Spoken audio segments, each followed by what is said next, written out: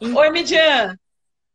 Então, é primeiro agradecer, né? A gente estar aqui para conversar com o pessoal, é, para a gente poder falar um pouquinho dessa importância, né, da sua candidatura, né, de tudo isso que representa para a gente. Então, primeiramente, muito obrigada, né? Para mim é uma honra estar abrindo essa série de lives, que é a primeira que eu estou fazendo com uma pessoa como você, que representa tanto para a gente. Bora, prefeito, pessoal aqui desesperado, feliz que a gente está aqui nessa live. Então, me fala, Vilma, a gente está vendo um momento com tantas candidaturas negras à prefeitura, algo que eu nunca acredito, assim, que você também, não sei se em outra época em Salvador já tinha acontecido isso. Como é que você tem avaliado tantas candidaturas, esse novo momento que a gente está vivendo em Salvador? E é isso. Salve, salve, Midian. Salve, povo de Salvador, salve, povo da Bahia. Primeiro dizer que para mim é uma felicidade, porque você é uma potência, você tem movido essa comunicação, assim como uma galera, Juliana Dias, Jamile Menezes, vocês todas, né? Toda a mídia étnica, todo o nosso povo preta, blogueiras negras, Afirmativa, Revista Quilombo, enfim. E nós explodimos aí no domingo com a revista Muito, Tatiana Mendonça, a galera aí. E a gente colocou um debate na cidade de Salvador que ele é irreversível, né? Nós conseguimos colocar um debate sobre... Nós interferimos no processo eleitoral de 2020, em 2019, e essa ação política que o movimento de mulheres negras faz a partir de Salvador, ele mudou as eleições de 2020 em todo o Brasil. A gente encaminha uma mensagem que sai de Salvador e vai para o Brasil, e a gente está dialogando com toda a diáspora negra, seja na Costa Rica com EPSI, seja na Colômbia com as mandatas coletivas que as mulheres estão começando, com as muitas, com a Ocupa Política Gabinetona, Elas por Elas, com Alexandra Ocasio-Cortez, dentro dos Estados Unidos. A gente espera que a chefa de gabinete de Alessandra se torne a prefeita de Nova York. Nós estamos disputando processos eleitorais em todo o contexto das Américas, e Salvador, como maior cidade negra fora do continente africano, esse aqui é o lugar perfeito para nós construirmos uma resposta. E a resposta que tem é que, assim como Jocine Catar Moreira ganhou a eleição em Portugal, a maravilha que vai acontecer é que as mulheres negras vão ganhar a eleição em Salvador. Né? Vamos, Nós vamos. temos a possibilidade de subir o Palácio Tomé de Souza, não apenas com a majoritária, mas também subir com uma bancada de vereadoras negras. Vamos virar o léxico para fazer revolução, porque a nova estética política é com as mulheres negras. Salve, Midian! Ai, que linda, maravilhosa. Ai, gente, eu sou ridícula porque eu sou fã, todo mundo sabe, eu amo, eu idolatro. É incrível. E Vilma, eu queria ouvir de você também, assim, você falou de Joacine Catar, das mulheres negras. A gente está vivendo um período que a gente está vivendo aí, é muito difícil, né, para os direitos humanos como um todo. E como é que a gente pode encarar esse período também que, enfim, esse um ano de perda de Marielle e que tantas mulheres, a partir disso, né, hoje estão despertando ainda mais para a política, né? A gente tem grandes representações aí de mulheres negras em nível nacional, do passado e hoje também mais jovens, a galera que todas as assessoras, inclusive de Marielle, todas hoje deputadas. Mas como é esse momento agora para as mulheres negras, né? Porque, como você falou, que a estética política agora é com as mulheres negras. E como é que a gente pode despertar aquelas que estão, não é despertar, mas mobilizar essas mulheres que estão nas comunidades, que vão olhar para você e vão se sentir em você a representação necessária para fazer essa transformação social que a gente precisa. Perfeito, Midian. Há todo um debate aí sobre crise de representação, sobre voltar para a base. a coisa importante para nós é dizer, nós, mulheres negras, a gente nunca saiu da base, nós somos a base. Não apenas na fala importante, necessária, revolucionária mesmo, de Angela Davis, quando ela diz que quando a mulher negra se move, toda a sociedade se move, porque nós sustentamos essa sociedade. É por isso, mas é também porque toda a construção para nós termos a possibilidade de comunidade, de sociedade, de divisão, de partilha, né, de cada coisa que nós temos, somos nós as mulheres negras. E é por isso que a gente fala que o Brasil precisa construir uma resposta para que essa crise de representação, que é uma crise de representação da direita, né, e de uma esquerda da direita toda e da esquerda branca, porque nós, que historicamente, nós, a esquerda negra, anticapitalista, feminista, antirracista, porque lutando contra o racismo e fazendo enfrentamento, nós, mulheres negras, a gente está pensando um projeto de país em cada cidade que envolve pensar em toda a sociedade, e não apenas em quem é negro, e não apenas em quem é indígena. Nós pensamos um projeto para toda a sociedade. E nós fazemos isso no cotidiano, quando a gente pensa no preço do pão, lembrando aí a nossa irmã Talíria, quando a gente pensa na força das movimentações e dos movimentos que estão organizados em cada cidade por creche, né? Quando a gente luta para que tenha o saneamento, para que a gente não more na frente do esgoto, quando nós fazemos isso no cotidiano,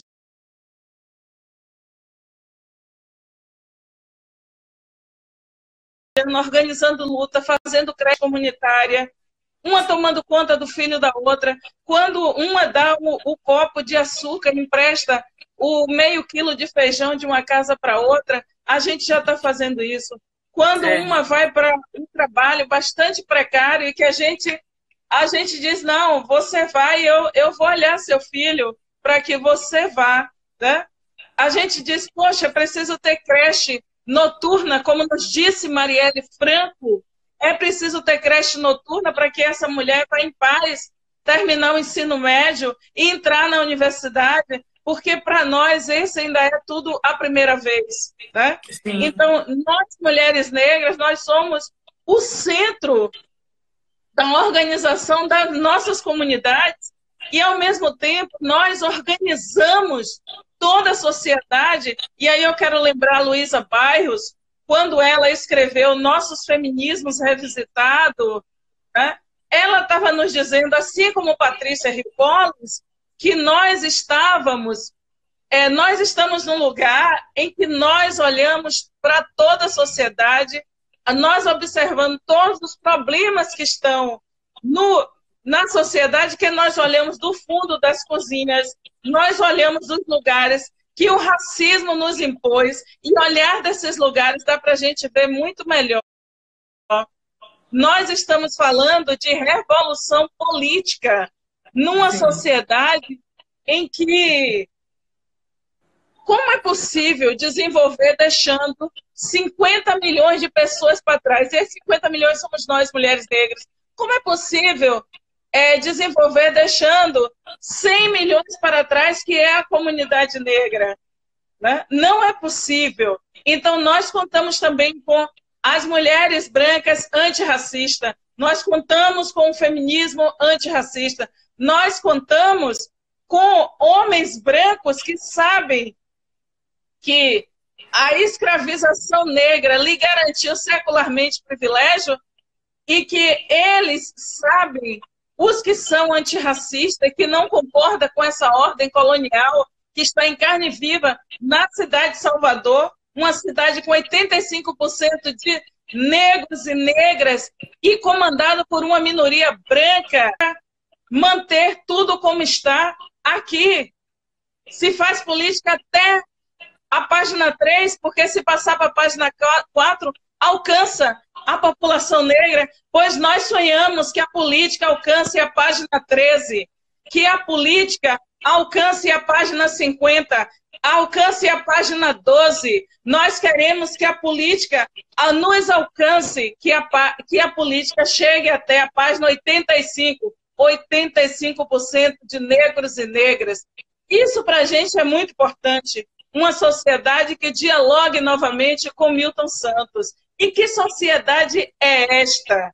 É exatamente uma sociedade em que não se pauta pelo privilégio, sim pela cidadania. Nós precisamos falar em justiça social. Nós precisamos falar em partilha. Nós precisamos falar em dividir a riqueza. A Bahia e Salvador, em particular, onde nunca teve um prefeito ou uma prefeita negra, né? Eleito e eleita, precisa dar essa resposta histórica, responder ao Brasil. Né? E daqui nós daremos régua e compasso, lembrando o poeta Gilberto Gil, né? Porque a nossa felicidade é uma felicidade guerreira. É daqui que a gente vai construir as respostas, porque por exemplo, tem afro-americanos como Michael Ranchard, que veio pesquisar na ciência política e nos campos das ciências sociais. Ele veio pesquisar e pensar assim, nossa, então vocês ainda não elegeram maioria no Congresso, maioria nos parlamentos. É importante a gente conversar com os nossos irmãos afro-americanos e dizer o seguinte, nossa primeira vitória é ser maioria nesse país, um país que sempre quis se livrar de nós. Essa é a nossa primeira vitória. A nossa segunda vitória é virar com o fogo de Xangu.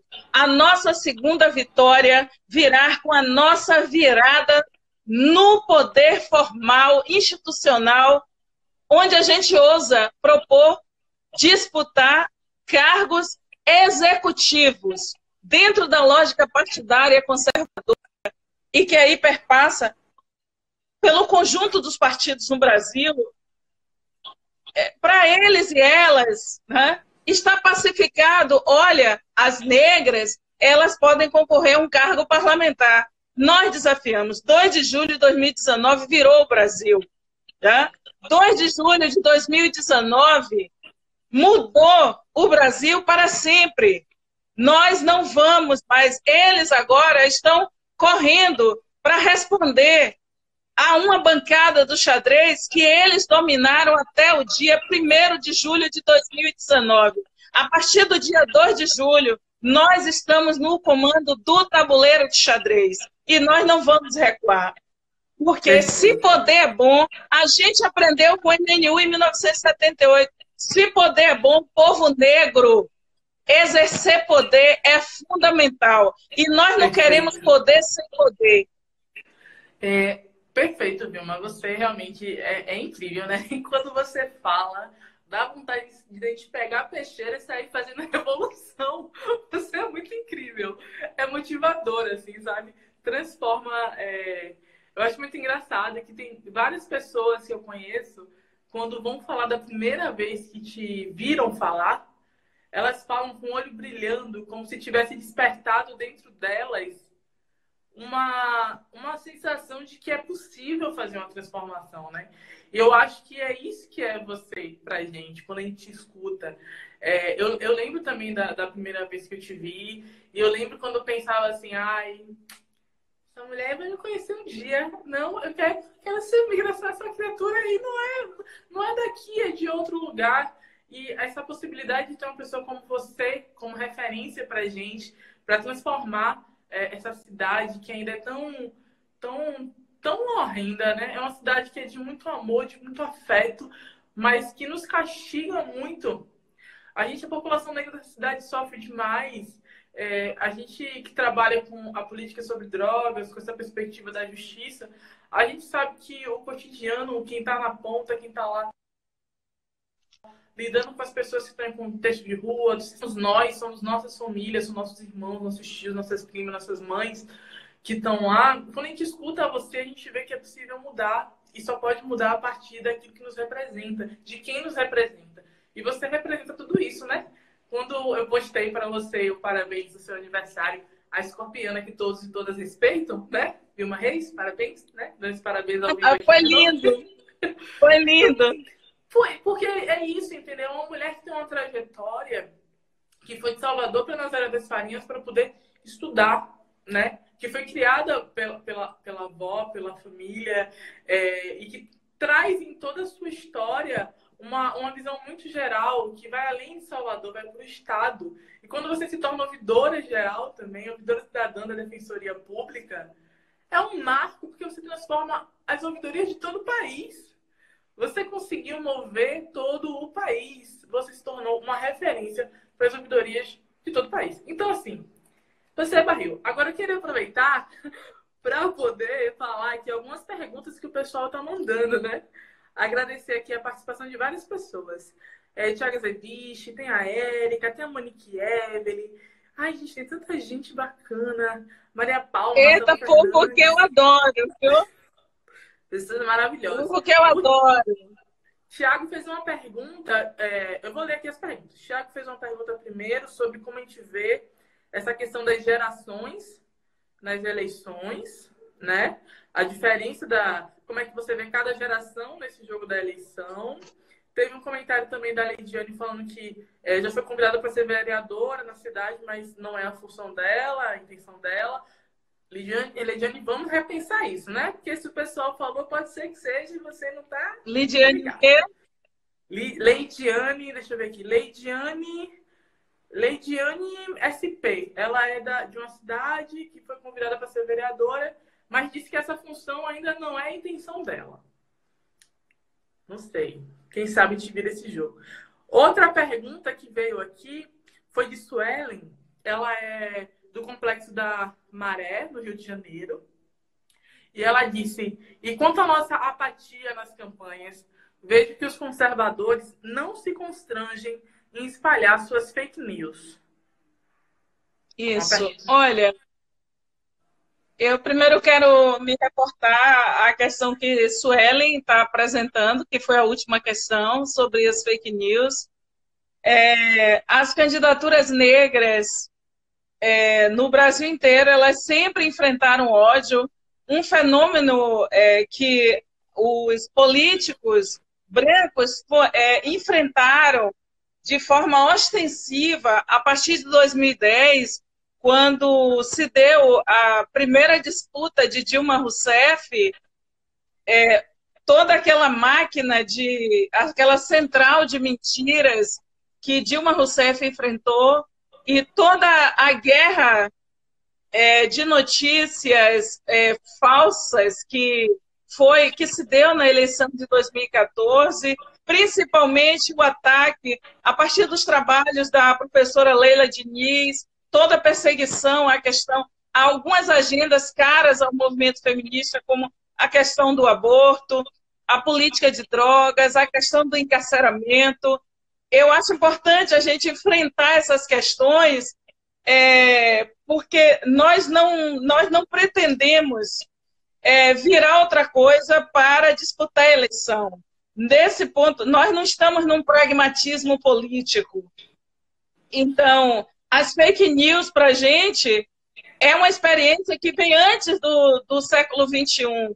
Benedita da Silva, em 1992, quando disputou a prefeitura com grandes chances de vencer a eleição no Rio de Janeiro, com um slogan histórico, né? Quando derem vez ao morro, toda a cidade vai cantar.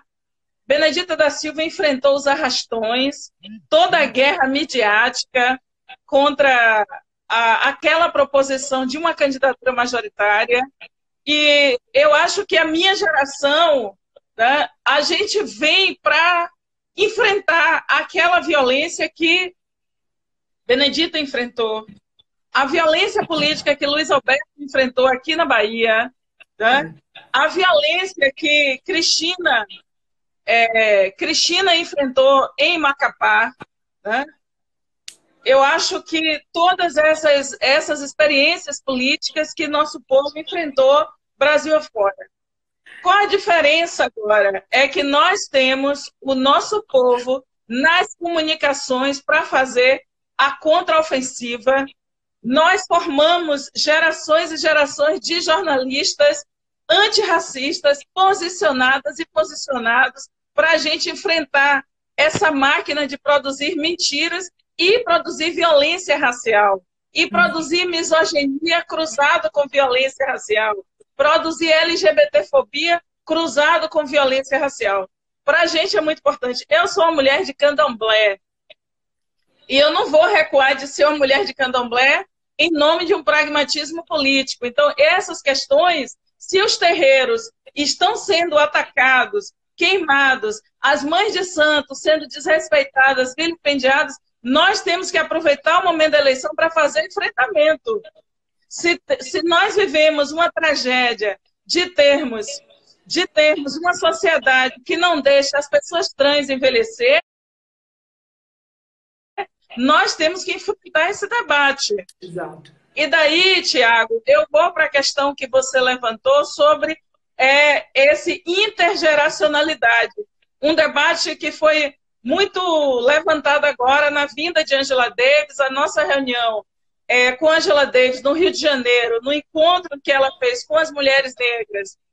Ela debateu essa questão no Cine Odeon. Ela retomou esse debate sobre intergeracionalidade, ou seja, Benedita da Silva e Angela Davis não precisam deixar de existir para que eu entre na cena, ou que Renata Souza entre em cena, ou que Jô Cavalcante e Ingrid Farias em Pernambuco entrem em cena, ou para que Áurea Carolina e outras companheiras da Gabinetona em Minas Gerais entrem em cena, como André de Jesus. Nós podemos conviver, uma geração aprende com a outra. Eu quero muito que Benedita da Silva venha a Salvador fazer a nossa campanha, né? Eu quero muito que essas mulheres que viveram, eu quero que Fátima Bezerra saia do Rio Grande do Norte e venha para Salvador, porque o que a gente está propondo é histórico. A gente está propondo uma virada civilizatória para a esquerda. A gente está propondo algo que a gente aprendeu com elas quando fizeram a campanha Mulheres Sem Medo do Poder. Né? Isso foi em 1996, mulheres do Cefêmia, mulheres que estavam espalhadas no Brasil inteiro. Nós somos herdeiras do Guela 10, Instituto da Mulher Negra de São Paulo. Nós somos herdeiras da geração que fez Maria Mulher no Rio Grande do Sul. Conceição, Vera Lopes, Cláudia Pons e outras companheiras, no Homero. Nós somos herdeiras delas. Nós somos herdeiras dessas mulheres.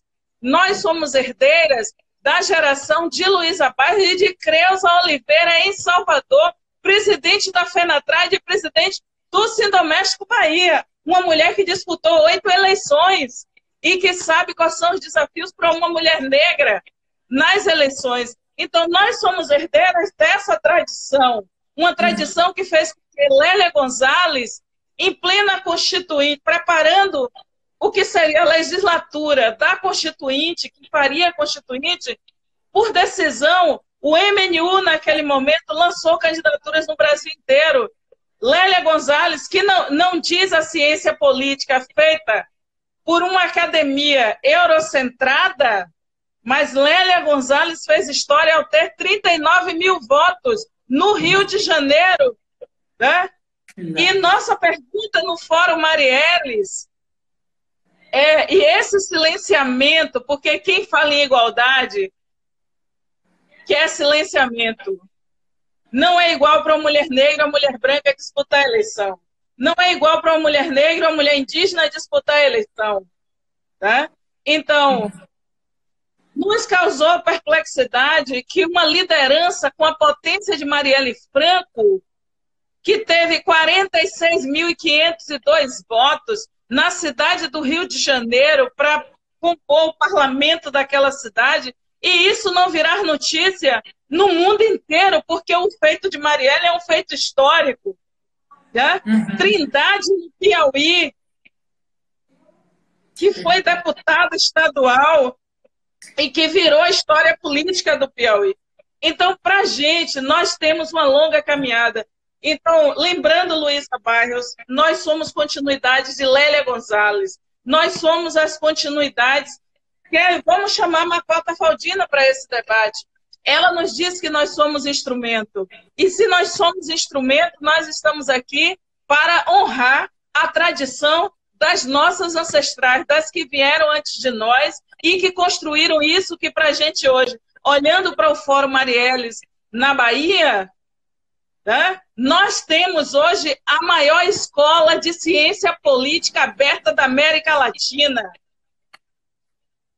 Aí, ó, pisa ligeiro, quem não pode com formiga, não assanha formigueiro. Pisa ligeiro, quem não pode com formiga, não assanha formigueiro.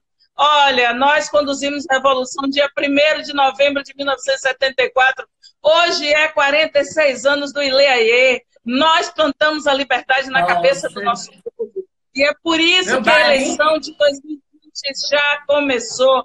Nós, quando chegamos ao Congresso de Bertioga, e que as mulheres como Luísa Bairros, Benedita da Silva, Jurema Batista, as mulheres que estavam dentro daquele congresso, quando elas cantaram Luísa Mãe, chefa de negros livres, e a preta Zeferina, exemplo de heroína, a qual Túnio de Palmares, soberana quilombola, tem Filipa no Pará, negra ginga de Angola, África liberta em suas trincheiras. Salve as anônimas, guerreiras brasileiras. A gente canta essa canção para dizer que nós voltamos 40 anos depois e cantamos essa canção na Marcha de Mulheres Negras em Brasília. Somos sementes. Quanto mais jogar no chão, mais a gente se espalha. Marielle não partiu em vão. E por mais que te negue, meu povo, por mais que te negue a história, eu não esqueço, meu povo, se Palmares não existe mais, vem Dandara, que faremos Palmares de novo. Viva José Carlos Limeira, viva a poesia aguerrida das mulheres negras que se levantam em nome de uma desobediência política para montar as chapas de 2020 no Brasil. É necessário, é o que nos sustenta. Nós fomos formadas, as mulheres negras de crioula, como Lúcia Xavier e Jurema Werneck, as mulheres negras que nos mandaram para Washington em 1998 para a gente conhecer o que eram organismos bilaterais, as mulheres que nos mandaram para saber o que era bancos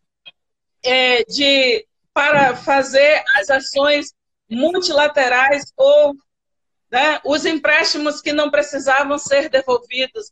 Quem nos recepcionou em Washington foi Maria José Araújo Mazé, feministas brasileiras espalhadas pelo mundo. Nós fomos saber o que era governança há muito tempo e fora.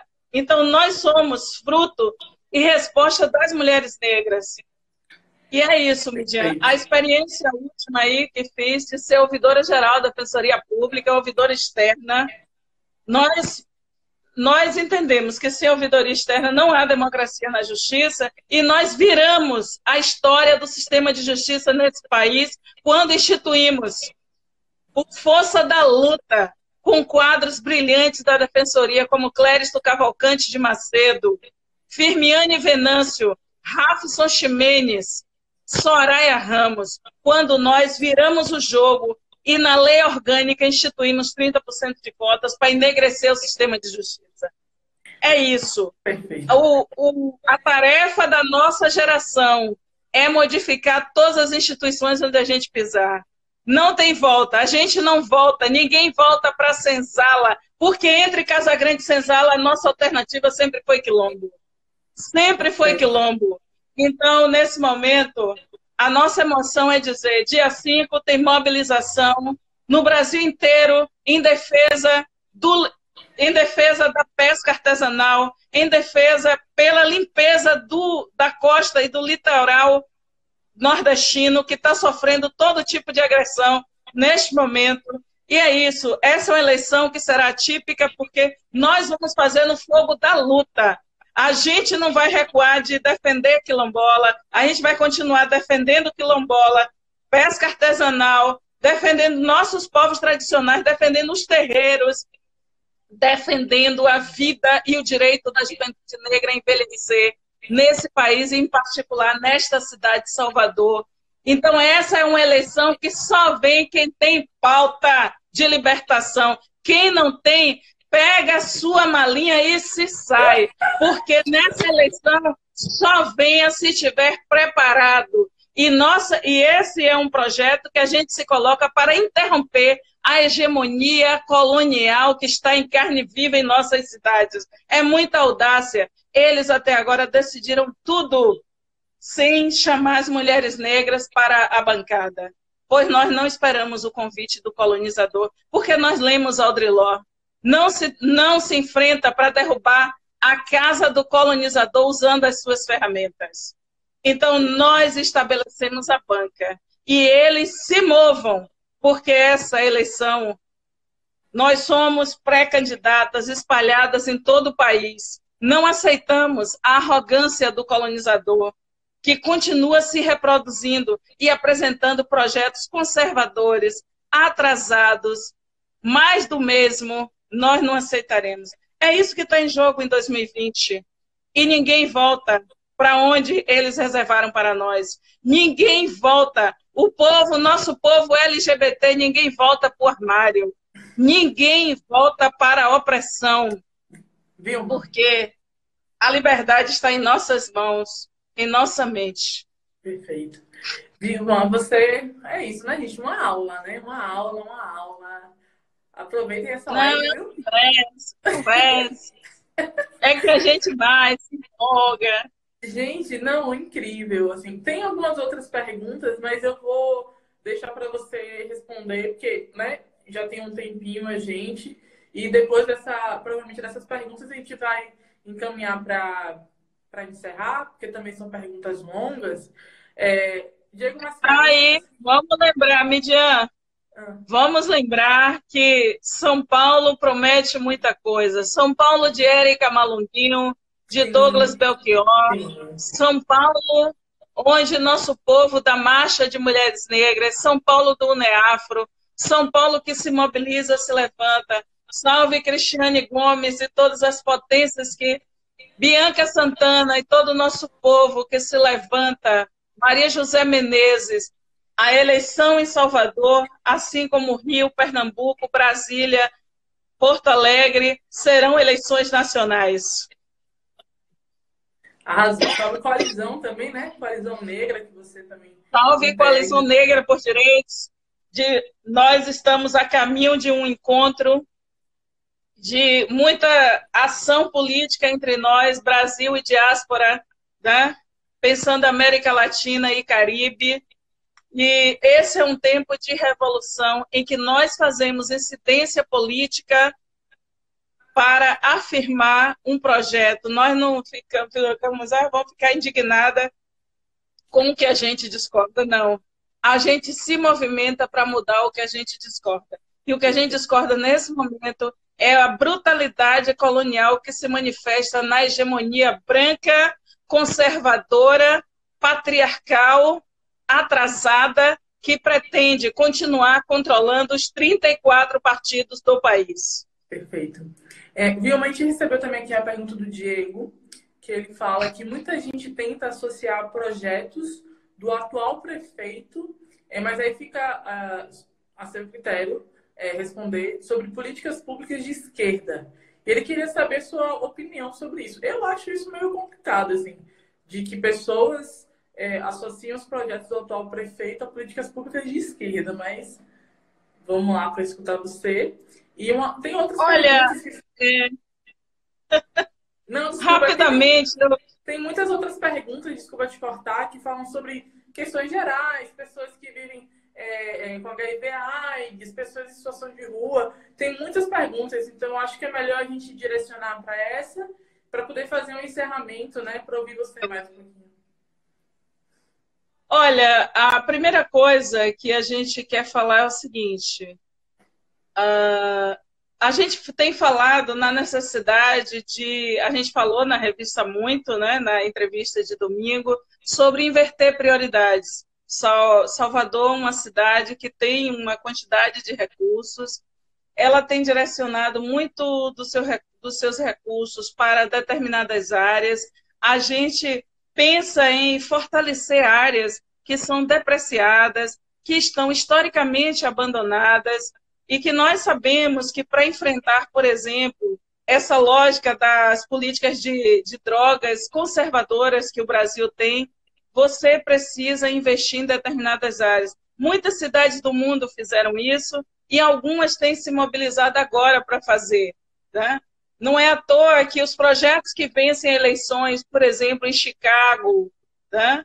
Ou as mobilizações políticas que acontecem nesse momento, tanto na Argentina quanto no México, eu falo também da cidade do México, além do país México, que são países que enfrentam demandas um pouco parecidas com a gente, o caso do México, e a situação da comunidade afro-americana e a comunidade latina dentro dos Estados Unidos. Pois bem, assim como Londres, né, onde o Sadiq Khan é o atual prefeito, e que é exatamente invertendo prioridades, vindo de uma luta comunitária que Sadiq Khan desafiou os superpoderosos em Londres, e nesse momento é Sadiq Khan que lidera a luta contra o conservadorismo na Inglaterra, em particular nesse ambiente, nessa atmosfera de Londres. É um homem não branco, um homem muçulmano,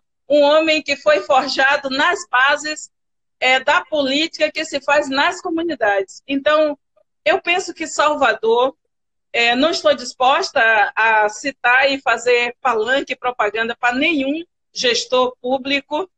Eu quero apenas dizer a nossa intenção, que aqui minha postura é de grada quilômetro. Eu vou falar do que nós queremos. Né? E o que nós queremos é que a gente tenha equidade de gênero na montagem das representações para governar. Nós precisamos de equilíbrio do ponto de vista da representação racial para governar. Nós acreditamos em alternância na política. Nós acreditamos que o nosso povo tem direito também de representar na cidade de Salvador, e nós acreditamos em reparação a partir de diversos modelos de políticas de ações afirmativas. Um deles tem muito a ver com Salvador, que é você garantir as bancas de aferição para pretos e pardos, que é o que compõe 54% da população negra, e assim você pode enegrecer a gestão pública com quadros dos servidores e servidoras públicas. Você pode patrocinar, através de políticas públicas, realmente justiça na composição de quem vai trabalhar, porque o direito ao trabalho, e o trabalho bem pago, como um trabalho de procurador, procuradora do município. Quando você fiscaliza as políticas, Salvador acabou de aprovar um Estatuto da Igualdade Racial. A Bahia, desde 2014, tem um Estatuto da Igualdade Racial, e o Brasil desde 2010.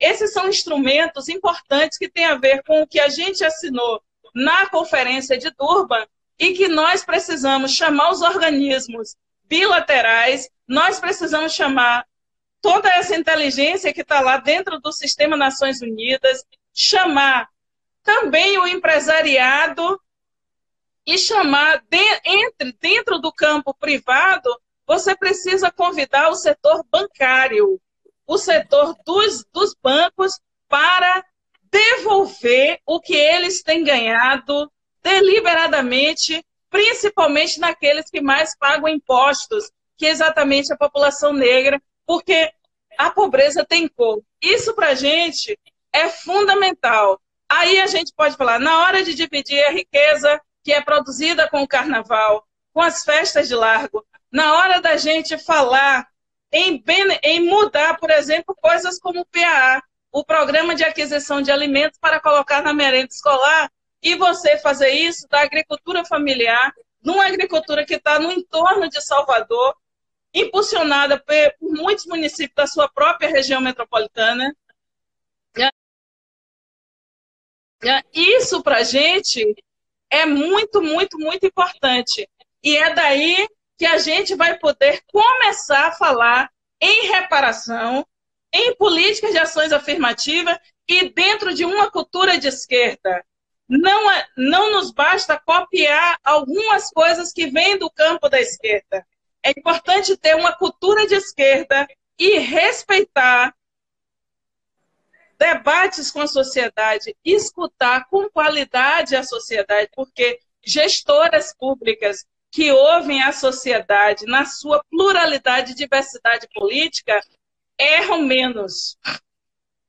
É isso que eu aprendo na ciência política vivida no dia a dia.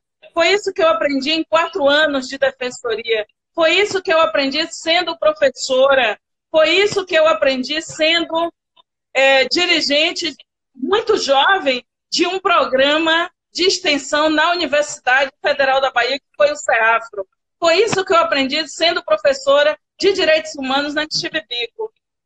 Então, a gente está falando de 30 anos de experiência. Essa semana, dia 29 de outubro, eu fiz 50 anos. Eu tenho 30 anos na praça. Então, isso para a gente é muito importante. E nós queremos, sim, conversar, portanto, com as pessoas que precisam internalizar essa ideia realmente democrática de que nós, mulheres negras, a nova estética política é com a gente. A mudança é com a gente. Nos deixar de fora é uma escolha pouco inteligente. Nos deixar de fora é empurrar toda Salvador para o subdesenvolvimento. Nos deixar de fora é você fazer uma opção de só fazer política para 15%. E nós sonhamos em que a política ela chegue aos 163 bairros de Salvador, todas as suas 21 áreas de abrangência, e que a gente revolucione o Sistema Único de Assistência Social. Que a gente pense num processo de Salvador, ter creches, não com sistemas em que tenha sorteios vergonhosos, mas que a gente faça isso para promover emprego formal para as mulheres negras, os homens negros e as mulheres de pele clara empobrecidas, e que gerar um emprego para toda essa juventude que está terminando a universidade. Então, a gente não pode devolver milhões de construção de creche. A gente precisa captar milhões para revolucionar a cidade, para desonerar as contas de luz e água das famílias pobres. E diga-se de passagem, 44% dos lares dessa cidade são chefiados por mulheres, e nesse universo 81% são mulheres negras. É importante a gente dizer que ter lavanderias potentes, cuidadas, com serviços de acolhimento, que tem informações na sua prateleira, na sua sala de descanso sobre violência doméstica e outras coisas, é fundamental para desonerar as contas de luz e de água das famílias empobrecidas dessa cidade. Então, nós temos pensado em questões potentes e é preciso permitir que esse outro pedaço da cidade possa governar. E o nosso pleito ele é legítimo. Só para destacar aqui, Mônica Francisco está na live, tá? Tá aqui participando, mandou mensagem, já subiu tanta mensagem que eu até perdi a mensagem de Mônica. Adoro Mônica Francisco, é preciso dizer, tá? Mônica Francisco é potência. Ela é maravilhosa, né? Fica emocionada com uma pessoa como Mônica, que é outra, como diz Vilma, outra cobra de barranco, entendeu? Outra mulher aí. Malassombrada.com, como diz Oreni. Vilma, eu vou aqui só ler rapidamente o nome das pessoas que estão com a gente até agora. Agradecer, tem muita gente. Jussiane, Anne, Ângela, Glenda, Mariana, Tiago Bebiche, Samara. Glenda Nicário, é? Hã? É a mulher de café com canela, é? Tem muita gente, tem Joana Guerra, tem uma galera aqui, Eide, uma galera, Débora. Só para é só as unebianas. E as unebianas? Eu estava lá no iate. Eu estava no iate a tarde inteira fazendo conferência sobre EJA e relações raciais, auditório lotado, Foi Maravilha. muito assunto hoje com Hélio Santos, com Augusto, Carla Liane, misericórdia. Foi gente, viu? Maravilha. Mônica escreveu aqui que está orgulhosa de fazer parte dessa turma mal assombrada que tira o sono da branquitude. Muito bom. Agora, tem muitas pautas, a gente não vai conseguir mais. Eu acho que a gente já vai encaminhar para encerrar. E para encerrar, Vilma, eu queria que você deixasse uma mensagem para a população negra, assim, né? De mobilização mesmo, que ano que vem vai ser um ano diferente, vai ser um ano revolucionário, ainda mais, né? Porque a gente não para de estar lutando todos os dias, mas vai ser um ano de estar na linha de frente para fazer mudança efetiva. E para a gente encerrar com esse depoimento seu, para a galera ficar ligada e se unir ainda mais para 2020. Eu queria dizer assim, a gente tem rodado a cidade e é importante a gente dizer que em cada lugar que a gente tem ido, as pessoas têm ideias incríveis de como essa cidade ser mais nossa. A gente lembra de propostas potentes como Cidade Mãe, né? A gente sabe o quanto que é importante ter esses espaços na cidade. A gente tem falado muito que tem lugares que às vezes não passa a geladeira, mas passa a nossa esperança. E nesse sentido, eu acho que é importante que tudo para a gente é a primeira vez, né?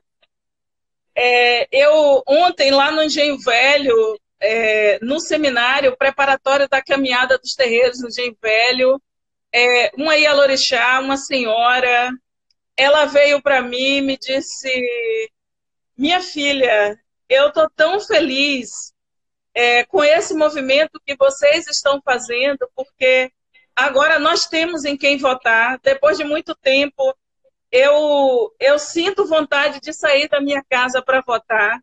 Então, uma mensagem que a gente quer muito deixar para as pessoas é que a gente vai passar nos bairros, a gente precisa que elas abram as casas e que elas, mesmo sem a gente ir lá, que elas plantem esse sonho na cabeça de outras pessoas, de que o que nós estamos falando é possível, é viável.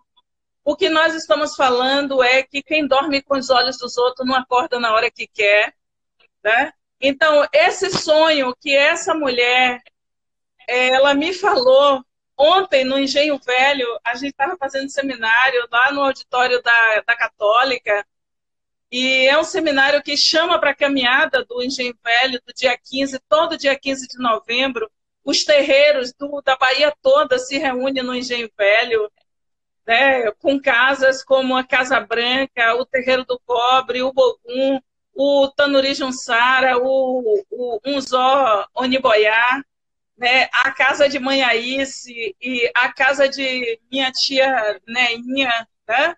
Todas essas mulheres do Caboclo Pena Branca e tantos outros.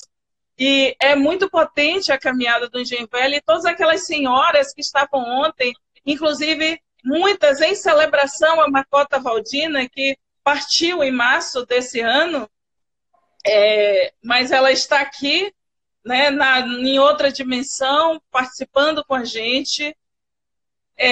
A gente quer convidar as mulheres negras, as mulheres brancas, os homens negros, os homens brancos, as pessoas que chegaram para morar nessa cidade, as pessoas que são dessa cidade, de que a gente tem esperança.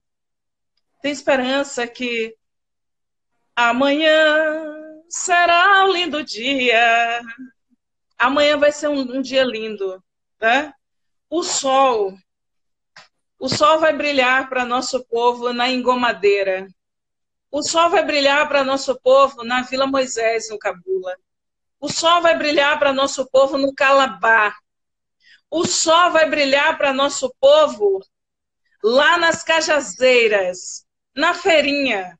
O sol vai brilhar para a gente no loteamento Santo Antônio, não é isso, Raimunda? Em Cajazeiras 11. O sol há de brilhar para nosso povo lá no Abaeté, não é isso, mãe Jaciara?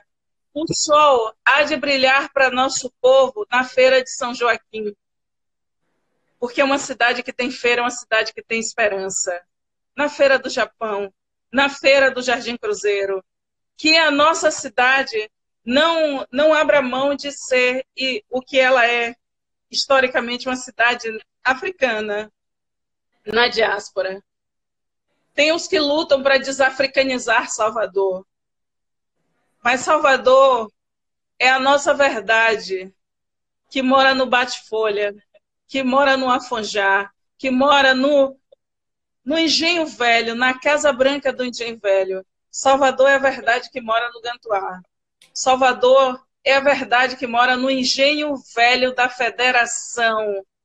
Salvador é a verdade que mora na Vasco. Salvador espalhada no Manso da Andalunda, na Estrada Velha do aeroporto. Salvador que está espalhada e que a sua verdade vai nas Barras. E que a gente, ao recuperar as nossas fontes, como diz a nossa irmã Dora, Salvador, ao recuperar suas fontes, o lugar que desce a água. E que a gente reverencia e diz por que é a cidade das mulheres, que nessa cidade a gente se levante pela possibilidade de nós governarmos essa cidade e fazer dela uma cidade justa para todos e todas. Lembrando Milton Santos, não vale você ter privilégio. Uma sociedade que tem privilégio não tem cidadania, porque o privilégio é para poucos. Nós lutamos por justiça social e equidade racial e de gênero. Nós lutamos por uma escola que seja crítica e uma escola que vai caber à nossa criança, não importa como for essa criança, né? Então, essa esperança que a gente quer falar para nosso povo, que a gente tem se espalhado na cidade. E é nessa cidade, né, que a gente fica tão atenta que nós sabemos que é dela que virá a mudança. Vem pelos olhos do nosso povo. As nossas lágrimas, elas são insubmissas. Essa cidade cujos cemitérios, como o de Paripe, abandonado, largado, num lugar onde você vai levar sua dor e às vezes ver o seu ente que partiu e que não tem um lugar para sentar. Nós queremos olhar os cemitérios populares da cidade. E na hora que a gente olhar no entorno desses cemitérios, a gente vai evitar que os jovens cheguem lá. Porque o lugar onde enterra a esperança da juventude hoje pode ser o lugar que você construiu o primeiro emprego. A gente está preocupado com essa cidade lá da Estrada da Cocisa. A gente está preocupado com a sociedade lá de Ilha Amarela e do Parque São Bartolomeu. A cidade de Pirajá. A cidade do Nordeste de Amaralina e do Bairro da Paz. E a cidade de Cantagalo, onde a juventude negra tem um único espaço de lazer e que às vezes não consegue ficar em paz. A cidade de São Caetano, da Fazenda Grande do Retiro. Então, é nesta cidade dos Pernambués e nessa cidade de Liberdade, da Liberdade Curuzu, que vai até a Ribeira e segue para Itapuã, que nós nos levantamos. Viva nós e viva as águas. Maravilhosa. Gente, vocês estão chorando, estou vendo várias pessoas aí. Eu estou aqui me contendo para não chorar na live, porque é foda. Viu, meu velho? Que isso? Nossa, muito obrigada. Muito obrigada.